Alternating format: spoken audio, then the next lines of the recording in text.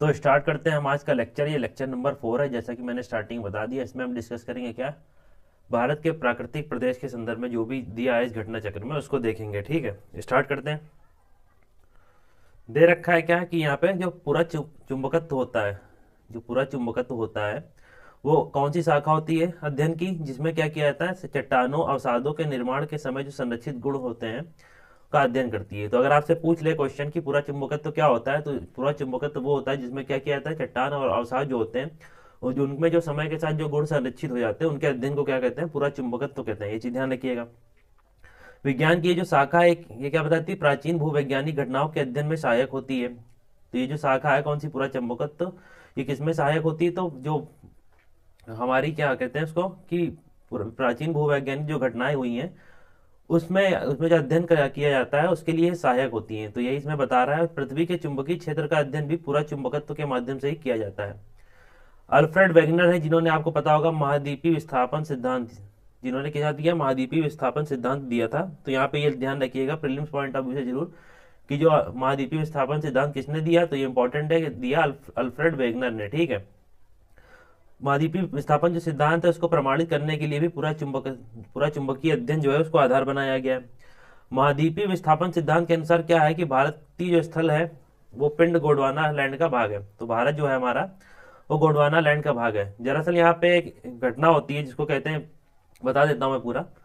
जब पृथ्वी नई नई बनती है उसके बाद जो हमारे कॉन्टिनेंट है सारे सब एक जगह पे इकट्ठे थे। ठीक है, फिर उसके बाद इनमें फोर्स लगते हैं, इंटरनल फोर्स, उसके कारण क्या होता है कि ये दो भागों में टूट जाता है। तो इसको पहले क्या कहते थे, जो बीच में जो पूरा जो भाग होता था, मतलब जितने भी कॉन्टिनेंट थे वो पहले एक साथ थे और जो एक साथ थे उसका नाम क्या था, तो उसको पेंजिया कहती थे। ठीक है, तो पेंजिया कहते थे उसको। जब ये सारी चीजें एक साथ थी फिर इनमें डिवाइडेशन होता है, तो ऊपर नीचे गोंडवाना लैंड बनता है और ऊपर एक और पार्ट बनता है। तो नीचे का जो पार्ट है हमारा उसमें क्या है, उसी में भारतीय जो हमारा महाद्वीप है, जो भारतीय उपमहाद्वीप है उसी का भाग है गोंडवाना लैंड का, वही बता रहा है। ठीक है, तो यही है महाद्वीपीय विस्थापन सिद्धांत के अनुसार जो भारतीय स्थल पिंड है वो गोंडवाना लैंड का भाग है। गोंडवाना भूभाग के विशाल क्षेत्र में कौन कौन आता है, तो भारत आता है, ऑस्ट्रेलिया आता है, अफ्रीका आता है, दक्षिण अमेरिका आता है और अंटार्कटिका आता है। ठीक है, जितना भी साउथ का है वो आता है गोंडवाना लैंड में, प्लस भारत भी किसमें आता है, गोंडवाना लैंड में आता है। वो भी ऐसा इसलिए कि जो भारत जो था पहले किसमें, अफ्रीका का भाग था। ठीक है, जब इसमें टूट टूट जब ये टूटते हैं कॉन्टिनेंट आपस में अलग अलग, तो जो भारत है हमारा पहले किसमें, अफ्रीका का भाग होता है। फिर अफ्रीका से टूट के भारत धीरे धीरे ऊपर की ओर बढ़ने लगता है, बाद में आके यहाँ पे टकराता है, हिमालय का निर्माण होता है। ये सब चीजें आपने पढ़ी होंगी, जब कभी कॉन्सेप्ट की कोई क्लास लूंगा मैं इन सारी चीजों की ज्योग्राफी में, तो वहाँ पे हम ये सब चीजें अच्छे से डिस्कस करेंगे। तो यहाँ पे सिर्फ इतना आपको ध्यान रखना है कि भारत जो है वो गोंडवाना लैंड का भाग है और भारत के अतिरिक्त कौन कौन, ऑस्ट्रेलिया, अफ्रीका, दक्षिण अमेरिका और अंटार्कटिका, ये सारे के सारे किसके, गोंडवाना लैंड के भाग हैं। मध्यवर्ती मध्यजीवी कल्प में संवहनी धाराओं को द्वारा गोंडवाना लैंड जो है उसमें अनेक टुकड़ों में विभाजित कर दिया गया। इस विभाजन के फलस्वरूप क्या होता है, भारतीय प्लेट जो है गोंडवाना भूमि से अलग होकर उत्तर की दिशा में क्या होती है, विस्थापित होने लगती है। और उत्तर दिशा की ओर विस्थापन के परिणाम स्वरूप क्या होता है, भारतीय प्लेट अपने अपने से अधिक विशाल प्लेट जो होती है, अपनी यूरेशियन प्लेट है, वहां से टकरा जाती है। इसी कारण से क्या होता है, जो 33 सागर के जो मलबा होता है उससे क्या बनता है, हिमालय पर्वत श्रृंखला बन जाती है। तो यही सब चीजें इसमें दे रखी हैं। वलित होकर क्या होता है, ये हमारा हिमालय बन जाता है। तो हिमालय आपको पता होगा फोल्ड माउंटेन है, वलित पर्वत जिसको हिंदी में कहते हैं, तो फोल्ड माउंटेन है, आपको पता होना चाहिए। ठीक है, तथा पश्चिम एशिया की पर्वतीय श्रृंखला के रूप में विकसित हो गया। हिमालय की पूरी पर्वत श्रृंखला जो है एक युवा स्थलाकृति को दर्शाती है। युवा किस लिए, क्योंकि यहाँ पे नदियां हैं, भूकंप भी आता है, इन सारी चीजों के यहाँ पे हम इसको क्या कहते हैं, क्या है अभी, ये युवा पर्वत की श्रेणी में आता है। युवा यंग जो फोल्ड माउंटेन है इसको कहते हैं। ठीक है, यंग फोल्ड माउंटेन कहते हैं, युवा वलित पर्वत इसको कहते हैं। तो ये चीज ध्यान रखिएगा। इसमें क्या है, ऊंचे शिखर हैं, गहरी घाटियां हैं, तेज बहने वाली नदियां हैं। हिमालय के तराई क्षेत्र में पाताल तोड़ कुएं पाए जाते हैं। तो ये ध्यान रखिएगा, अगर आपसे पूछ ले कि हिमालय के कौन से एरिया में पाताल तोड़ कुएं पाए जाते हैं, तो हमारे जो तराई का क्षेत्र है वहां पे पाताल तोड़ कुएं पाए जाते हैं।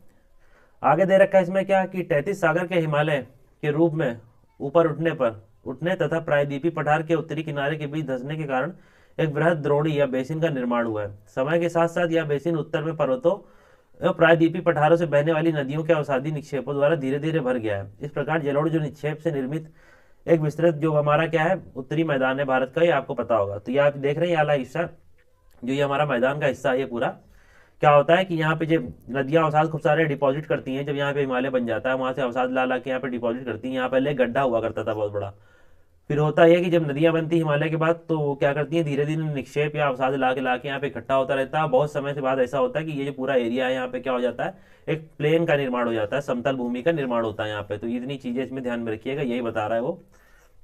आगे इसमें क्या दे रखा है कि भूगर्भीय रूप से प्रायद्वीपीय पठार जो है पृथ्वी की सतह का प्राचीनतम भाग है। जो हमारा प्रायद्वीपीय पठार है, कौन सा प्रायद्वीपीय पठार पे आता है, तो आपको पता होगा ये जो महाराष्ट्र वराष्ट्र का इलाका है, ये सब चीजें यहाँ पे प्रायद्वीपीय पठार पे आता है, ये सब एरिया। तो ये क्या बता रहा है कि ये बता रहा है कि ये सबसे पृथ्वी की सतह का सबसे प्राचीनतम भाग है। प्रायद्वीपीय भाग भारत का सर्वाधिक स्थिर भाग है। ठीक, प्रायद्वीपीय पठार आग्नेय और रूपांतरित सैलों वाली कम ऊंची पहाड़ियों में चौड़ी घाटियों से बना हुआ है। मेघालय का पठार जो है मेघालय पठार प्रायद्वीपीय पठार का बहिर्शाही मतलब आउटलियर है। यह एक समतल भूमि है जो भ्रंशन के कारण भारतीय प्रायद्वीप से मालदा गैप से पृथक हो जाती है। भारत के पश्चिमी तट का निर्माण भूमि के उत्थान और निर्गमन के कारण हुआ है। ठीक है, आगे दे रखा है भारत की भूमि बहुत अधिक भौतिक विभिन्नताओं को दर्शाती है, इसलिए भारत को 4 प्राकृतिक प्रदेशों में बांटा जाता है, लेकिन एनसीईआरटी के हिसाब से इसको 6 उपभौतिक प्रदेशों में भी बांटा जाता है। तो देखेंगे पहले 4 क्या है, भौतिक विभिन्नताओं के जो दर्शाती हैं उसको 4 प्रकार से 4 प्राकृतिक प्रदेशों में बांटा गया भारत को। तो देख लेते हैं। पहला जो है उत्तर का पर्वतीय प्रदेश, हिमालय का रीजन जितना भी है वो किसमें आता है, उत्तर का पर्वतीय प्रदेश में आता है। फिर विशाल मैदान आते हैं, ग्रेट प्लेन, जो इसके निक्षेपों से लाके नदियों के डिपोजिशन के कारण विशाल मैदान का निर्माण हुआ है। प्रायद्वीपीय पठार सबसे प्राचीनतम भाग है हमारा। तट और द्वीप, जो समुद्र के आसपास का कोस्टल एरिया है, गुजरात ले लीजिए, गोवा ले लीजिए इधर, और जितने भी मतलब केरल वेरल तमिलनाडु ये सब देख रहा है, ये आपको पड़ेगा तट और द्वीप के अंतर्गत इनका डिवाइड हो गए। इसके अतिरिक्त क्या दे रखा है कि जो हमारी एनसीईआरटी है उसमें क्या है, इसको 6 उपभौतिक भागों में बांटा गया है। तो इसके अतिरिक्त दिया है शैल स्तर क्रम, उच्चावच और जो विवर्तनिक है उसकी प्रक्रमों के आधार पर 3 प्रमुख और 6 उपभौतिक प्रदेशों में इसको बांटा गया। तो इस प्रकार है 6 उपभौतिक प्रदेश। पहला क्या है, उत्तर तथा उत्तर पूर्वी पर्वतमाला है। दूसरा उत्तरी भारत का मैदान है। तीसरा भारतीय मरुस्थल है, राजस्थान का जो एरिया पड़ता है भारतीय मरुस्थल, ये भी इसको भी डिवाइड किया है। महाद्वीपीय पठार है, तटीय मैदान है और द्वीप समूह है। द्वीप समूह में ये सब अपने आ जाएंगे, ये आ जाएगा अपना इधर अंडमान निकोबार हो गया, लक्षद्वीप हो जाएगा, ये सब चीजें किसमें आ जाएंगी, तो ये सब आ जाएंगी हमारे तटीय द्वीप समूह में आ जाएंगी। ठीक है, तो इतनी चीज इसमें ध्यान में रखिएगा। आगे दे रखा है और कि धारवाड़ क्रम की चट्टानों का निर्माण जो होता है, यहाँ से चेंज हो गया टॉपिक। ठीक है, टॉपिक मतलब क्या है, इसमें पैरा चेंज हो गया है, नई चीज इसमें यहाँ पे मिलेंगी। बताया यहाँ पे क्या जा रहा है चट्टानों के बारे में। अब तो धारवाड़ क्रम की जो चट्टाने हैं उनका निर्माण कैसे हुआ, तो आर्किन क्रम की चट्टानों के रूपांतरण और भ्रंशन के कारण। मतलब पहले आर्कियन एक चट्टान होती है, फिर उस पर क्या होता है, बाहरी फोर्स लगते हैं, उसके बाद क्या होता है कि रूपांतरित होती है, प्रेशर लगता है, सब कुछ चीजें लगती है, उसके बाद रूपांतरित होकर क्या बनती है, आर्कियन की चट्टान, धारवाड़ क्रम की चट्टान बन जाती है। इसमें क्या होता है, ये शिलाएं अत्यधिक धात्विक हैं, जिनमें सोना, लोहा, मैग्नीज, अभ्रक, कोबाल्ट, क्रोमियम, तांबा, टंगस्टन, सीसा आदि खनिज प्राप्त होते हैं। तो कौन सी चट्टानों से, धारवाड़ क्रम की चट्टानों से ये सारी चीजें प्राप्त होती है, जिनका जो क्या आर्कियन क्रम की चट्टानों के रूपांतरण से बनी हुई है। कुडप्पा क्रम की चट्टानों का निर्माण धारवाड़ जो है, फिर धारवाड़ जो रूपांतरित होकर आर्कियन से बनी है, फिर जब धारवाड़ में रूपांतरण होगा तो कौन सी चट्टानें बनेंगी, तो कुडप्पा क्रम की चट्टानें बनेंगी। और विंध्यन क्रम की चट्टानों का निर्माण क्या होगा, फिर कुडप्पा क्रम की चट्टानों में जब रूपांतरण होगा तो क्या बनेंगी, विंध्यन क्रम की चट्टानें बनेंगी। तो ये इसमें दिया है। इनमें क्या होगा, चूने का पत्थर, बलुआ पत्थर, चीनी मिट्टी, वर्ण मिट्टी, ये सब इससे प्राप्त होंगी। विंध्यन क्रम की चट्टानों के काफी समय बाद गोंडवाना क्रम की चट्टानों का निर्माण हुआ है। भारत के अधिकांश कोयला जो है गोंडवाना क्षेत्र से प्राप्त होता है। ये बहुत बार आपने पढ़ा होगा जगह जगह, भारत का जो अधिकतम कोयला है, ठीक है, बिटुमिनस, वो कहाँ से प्राप्त होता है, तो ये चीज से प्राप्त होता है, कहाँ से, तो गोंडवाना क्रम की चट्टानों से। इस क्षेत्र का कोयला जो है उच्च श्रेणी का होता है। यहाँ सर्वाधिक कौन सा कोयला पाया जाता है, बिटुमिनस, जैसा भी मैंने बताया, तो बिटुमिनस कोयले की प्राप्ति होती है। इस कोयले में क्या, सल्फर की मात्रा बहुत कम होती है, तो ये चीज ध्यान रखिएगा। आगे देखते हैं क्या दे रखा है। तो ये हमारा इतना ही था इसमें। अब हम बढ़ेंगे क्वेश्चन की तरफ। ये सब चीजें हमने समझा दी, जो भी समझाने वाली थी, जो रटने वाली थी, उसको मैंने पढ़ दिया है। लेक्चर को 1-2 बार देखिएगा, अच्छे से क्लियर हो जाएगा। पढ़ते हैं क्वेश्चन की तरफ। तो स्टार्ट करते हैं। पहला क्वेश्चन क्या दे रखा है, पहला क्वेश्चन है, भारत से उपबंध पुरा चुंबकीय परिणामों से संकेत मिलते हैं कि बहुत काल में भारत जो स्थल भारतीय स्थलपिंड है सरका है। कहाँ को सरका है, तो उत्तर की ओर सरका। जैसा मैंने बताया था क्या, कि यह हमारा अफ्रीका ले लीजिए, यहाँ से टूट के, ठीक है, भारत धीरे धीरे ऊपर आया और यूरेशियन प्लेट में टकराया, तो ये उत्तर की ओर बढ़ा है, ठीक है, ऊपर की ओर। तो यही पूछ रहा है क्वेश्चन में। तो उत्तर की ओर भारत बढ़ा है दक्षिण अफ्रीका से टूट के, तो ये पूछ रहा है इसमें। बताते हैं, देख लीजिए एक्सप्लेनेशन में दिया क्या दिया है। भारतीय विस्थापन सिद्धांत, सॉरी भारतीय कह रहा हूँ, महाद्वीपीय विस्थापन सिद्धांत के अनुसार भारतीय स्थल पिंड जो है गोंडवाना का भाग था। गोंडवाना में भी जैसे हमने बताया दक्षिण अमेरिका आता है, अफ्रीका आता है, अंटार्कटिका आता है, ऑस्ट्रेलिया। देखिए रटने की कोशिश ना करिएगा, बचना ध्यान रखिएगा, इक्वेटर के जितने नीचे के लगभग आते हैं वो किस में आते हैं, गोंडवाना में आते हैं।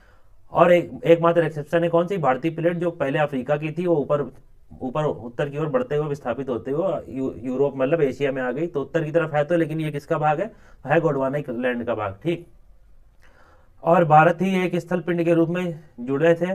मध्यवर्ती मध्यजीवी कल्प में गोंडवाना के विशाल भूखंड का विखंडन हुआ, जिससे भारतीय स्थल पिंड जो है उत्तर की ओर विस्थापित हुआ। नेक्स्ट है, भारतीय उपमहाद्वीप मूलतः एक विशाल भूखंड का भाग था, किसका था, तो ऑप्शन ए रखा है जुरासिक भूखंड, बी आर्यवर्त, सी इंडियाना, या D Gondwana land. Again repeat देख लीजिएगा, घुमा घुमा के क्वेश्चन से बनते हैं, तो गोंडवाना लैंड टिक कर लीजिएगा इसमें।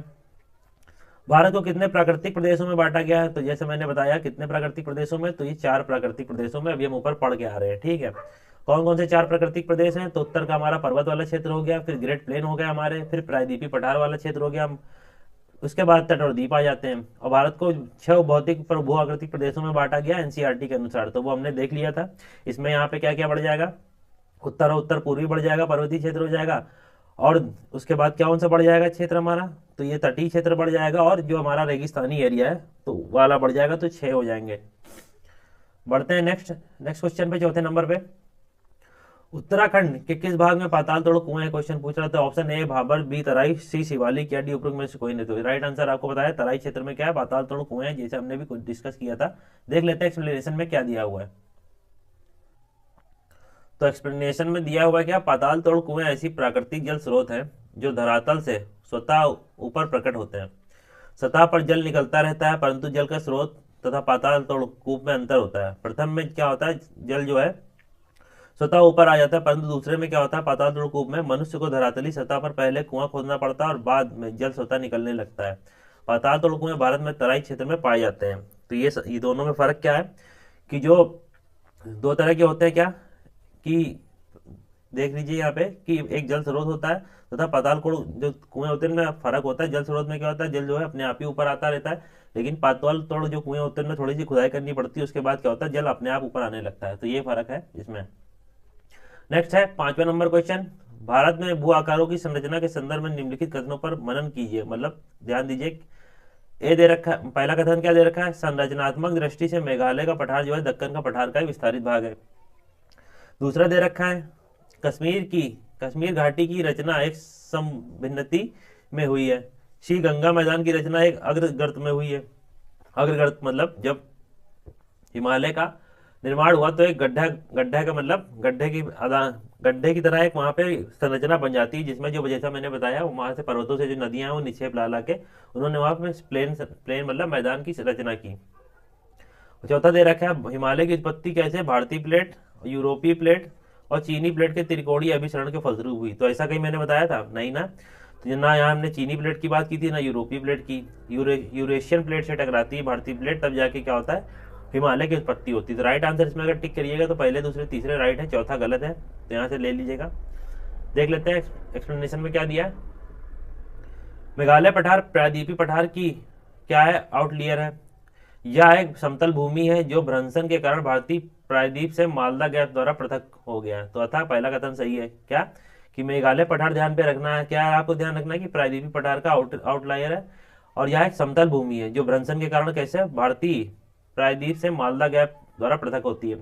सेकंड जो स्टेटमेंट है किस लिए राइट है, कि कश्मीर घाटी की रचना जो थी हिमालय की संबंधित में हुई है। और तीसरा क्या है, स्वेस के अनुसार गंगा के विशाल मैदान की उत्पत्ति तब हुई जब प्रायद्वीपीय के दृढ़ भूखंड ने हिमालय के दक्षिणी ओर प्रसार को रोका, तो हिमालय के उच्च वलनों के समक्ष एक अग्रगर्त पैदा हो गया, और यह अग्रगर्त एक विशाल भूसन्नति की भांति था। हिमालय से निकलने वाली नदियों द्वारा निरंतर लाए जा रहे अवसादों से जो गर्त बना था वो धीरे धीरे बढ़ता रहा, और बाद में इसमें क्या विशाल मैदानों का निर्माण हो गया, इसलिए तीसरा कथन भी सही है। चौथा इसलिए गलत था, ध्यान रखिएगा, वहां मैंने जो बताया था कि वहां पे ना चीनी और यूरोपियन प्लेट नहीं, यूरेशियन प्लेट टिक करिएगा। अगर यूरेशियन और भारतीय प्लेट की टक्कर के बाद अगर हिमालय की उत्पत्ति बोलता है तो वो कथन सही होगा, ठीक है। तो वही दिया, हिमालय की उत्पत्ति भारतीय प्लेट और यूरेशियन प्लेट की टक्कर से हुई है। चीनी प्लेट का विवरण प्लेट टेक्टोनिक सिद्धांत में कहीं भी नहीं दिया गया है। तो क्या है, कथन हमारा चौथा गलत है। नेक्स्ट क्वेश्चन बढ़ते हैं, 6 नंबर क्वेश्चन, कौन सा कथन असत्य है। यहाँ पे ये चीजें ध्यान रखिएगा, कभी भी पेपर सॉल्व कर रहे हो तो ध्यान रखिएगा क्या, सत्य और असत्य कथन देख लीजिएगा कि असत्य पूछ रहा है कि सत्य, क्योंकि क्वेश्चन गलत होते हैं पेपर में, एक दो छोटी सी मिस्टेक हो ही जाती है कहीं ना कहीं। तो देख लेते हैं, असत्य कथन पूछ रहा है, असत्य बताना हमको। पहला ए दे रखा है, भौमिकी दृष्टि से प्रायद्वीपीय क्षेत्र भारत का सबसे प्राचीन भाग है। बी दे रखा है, हिमालय विश्व में सबसे नवीन वलित पर्वतों को प्रदर्शित करता है। सी दे रखा है, भारत के पश्चिमी समुद्र तट का निर्माण नदियों के जमाव क्रिया द्वारा हुआ है।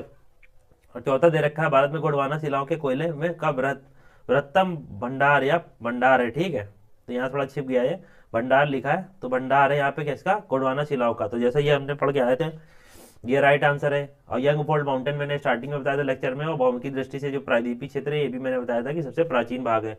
तो गलत क्या है, ये सी जो है हमारा वो गलत है। आगे देख लिया, एक्सप्लेनेशन देख लेते हैं। भारत के पश्चिमी समुद्र तट का निर्माण नदियों के जमाव द्वारा नहीं बल्कि भूमि के उत्थान और निर्गमन के कारण हुआ है।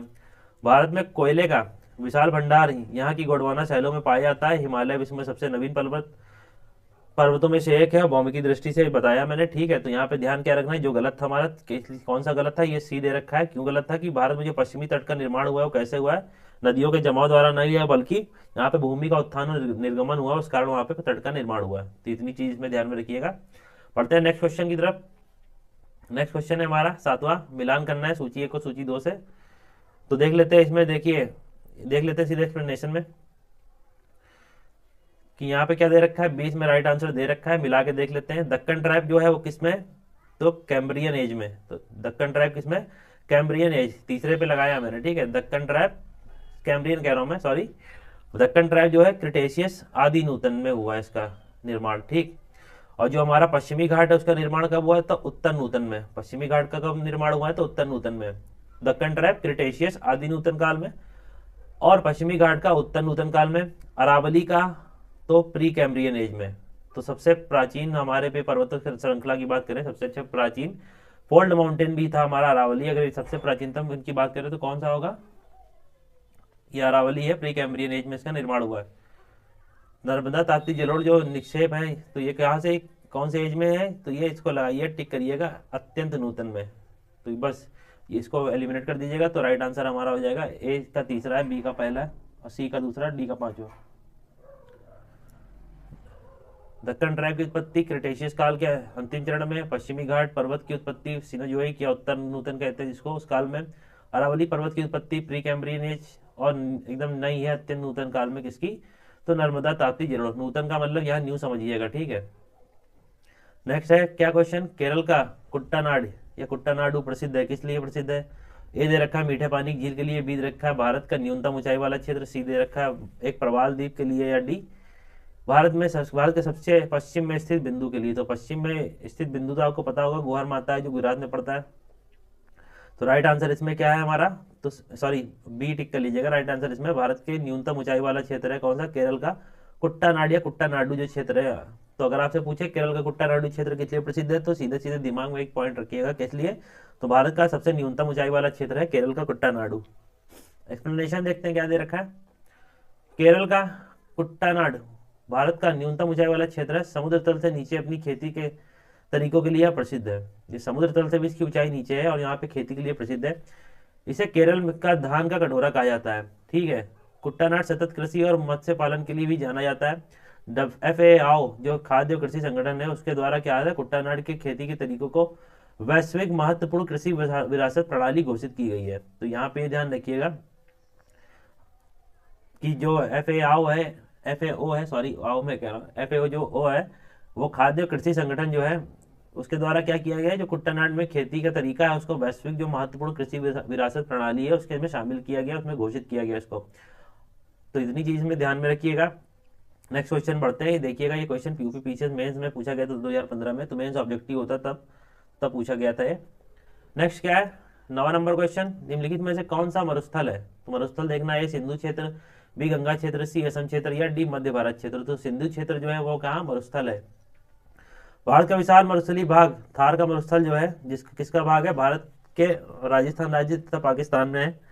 लगभग 2 लाख वर्ग किलोमीटर विस्तारित इस क्षेत्र के पश्चिम में सिंधु द्वारा सिंचित क्षेत्र है। तो इतनी चीज इसमें ध्यान रखिएगा। नेक्स्ट क्वेश्चन है 10वां, क्या दे रखा है इसमें, निम्नलिखित में से कौन सा जिला धारवाड़ भूस्तरीय रचना वाला है? तो कौन सा इस जो क्षेत्र है नीचे ऑप्शन में दे रखा है धारवाड़ भूस्तरीय रचना वाला? ऑप्शन ए दिया मुंगेर, बी रोहतास, सी जमुई या डी नवादा। तो राइट आंसर हमारा क्या है? रोहतास जो क्षेत्र है वो धारवाड़ भूस्तरीय रचना वाला क्षेत्र है। एक्सप्लेनेशन, बिहार में जो धारवाड़ भूस्तरीय रचना वाले जिले दक्षिण पूर्व बिहार के अंतर्गत आते हैं। इनमें मुंगेर, नवादा, जमुई जिले शामिल हैं। वहीं रोहतास दक्षिण पश्चिम बिहार का भाग है। इस क्षेत्र का विंध्य प्रकार की भूस्तरीय रचना पाई जाती है। बिहार के विंध्य भूस्तरीय रचना कैमूर, सोन नदी घाटी में पाई जाती है। तो ये सब चीजें इसमें दे रखी हैं। नेक्स्ट है, निम्नलिखित में से कौन सी चट्टान प्रणाली भारत में नवीनतम है? ए विंध्यन, बी कुडप्पा, सी धारवाड़ या डी गोंडवाना। तो पता होगा आपको क्या दे रखा है कि कौन सा चट्टान प्रणाली भारत में नवीनतम पूछ रहा है। तो इसमें गोंडवाना लगा रखा है इन्होंने। देख लेते हैं चट्टान प्रणाली कौन सी सबसे नवीनतम है। तो गोंडवाना है, लगा लीजिए। गोंडवाना क्रम की जो चट्टान है वो सबसे नवीनतम है। धारवाड़ क्रम की चट्टानों का निर्माण किसके आर्कियन क्रम की चट्टानों के रूपांतरण से हुआ? ये हम ऊपर पढ़ के आ रहे हैं। उसके बाद क्या होता है, इसमें ये सब चीजें पाई जाती है। सोना, लोहा, तांबा, अभ्रक, कोबाल्ट, क्रोमियम, टंगस्टन, ये सब चीजें पाई जाती हैं। कोडप्पा क्रम की चट्टानों का निर्माण किससे होता है? तो धारवाड़ क्रम की चट्टानों से होता है। उसके बाद विंध्य क्रम की चट्टानों का निर्माण किनमें रूपांतरण से होता है? तो कोडप्पा क्रम की होता है। इनमें चूने का पत्थर, बलुआ पत्थर, चीनी मिट्टी, वर्ण मिट्टी ये सब प्राप्त होती है। उसके बाद जो होता है विंध्य क्रम की चट्टानों के काफी समय बाद जो होता है गोंडवाना क्रम की चट्टानों का निर्माण होता है। तो विंध्य क्रम की चट्टानों के बाद होता है किसका? गोंडवाना क्रम की चट्टानों का। तो सबसे पूर्व, अगर आपसे बोले सबसे प्राचीनतम चट्टान कौन सी, तो आर्कियन चट्टान है। फिर उसके बाद आर्कियन से बनेगी धारवाड़, धारवाड़ से बनेगी कोडप्पा, कोडप्पा से बनेगी कौन सी हमारी? विंध्यन। और विंध्यन के बहुत बाद बनेगा हमारा गोंडवाना क्रम की चट्टानें। ठीक है।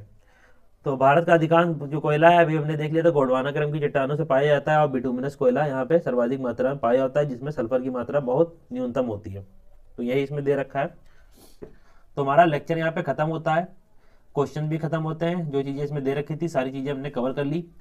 आई होप आपको वीडियो लेक्चर अच्छा लगा होगा। अगर अच्छा लगा हो तो कमेंट कर, लाइक कर दीजिएगा, कमेंट कर दीजिएगा कोई कमी रह जाती है, और शेयर कर दीजिएगा वीडियो को ज़्यादा से ज़्यादा लोगों तक, ताकि वो भी इसका लाभ ले सकें। बाकी मिलते हैं नेक्स्ट वीडियो लेक्चर में अपने। Good bye.